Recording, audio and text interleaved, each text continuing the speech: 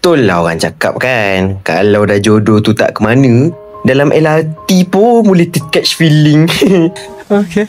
Actually, kalau korang nak tahu, dulu ada lovely couple ni order painting kat Min. Ni lah yang bercinta kat LRT tu. Long short story, Mamat Howard ni order lah painting dengan Min, nak lukisan berdua dengan Nadia. Tapi sampai sekarang kita tak tahu apa cerita mereka berdua ni. Nak dijadikan cerita, Howard nak pi surprise lah kat Nadia. Dia pi lah naik LRT. Sekali no, something happen kan. Nadia chat kata tak nak jumpa. Rupanya Howard cuma rumah singgah. Bayangkanlah Howard dalam train tu.